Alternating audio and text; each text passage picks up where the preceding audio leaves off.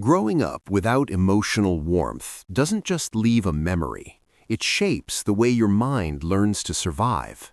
And if affection, reassurance, or emotional safety were inconsistent or missing when you were young, there are patterns you may still be living with today without realizing where they came from.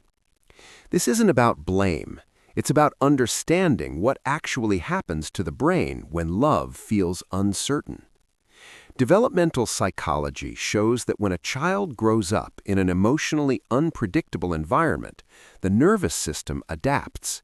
It learns to stay alert, guarded, and self-protective.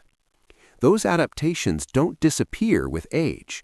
They quietly follow you into adulthood and influence how you relate to people, yourself, and the world.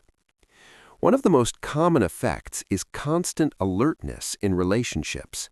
You may find yourself watching for subtle shifts in tone, energy, or attention. A delayed reply feels heavy. A small change in behavior triggers fear. Even when nothing is wrong, your body prepares for loss.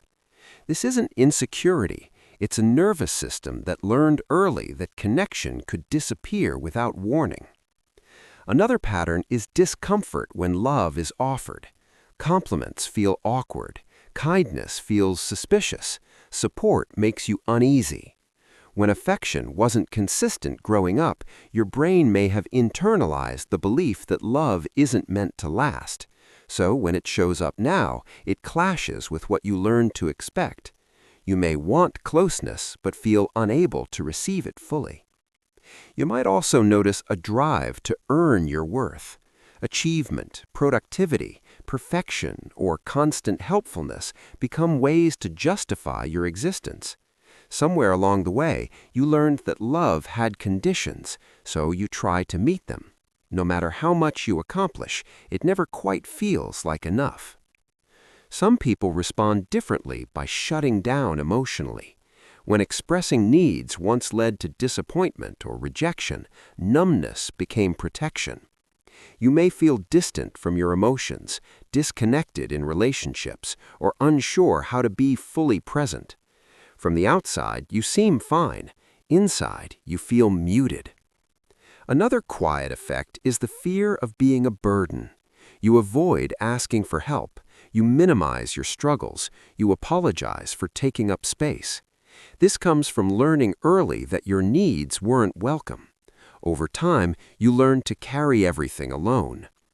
Here's the truth psychology wants you to understand. These patterns aren't flaws, they're adaptations. You learned them to survive an environment that couldn't meet you emotionally. And anything learned can be unlearned. If you recognized yourself in any of this, you're not broken. You're responding exactly how someone would after growing up without consistent emotional safety. Awareness is the beginning of healing, and healing is possible. Striver City explores the psychology behind behavior, identity, and inner patterns that explain you more clearly than you've ever been taught.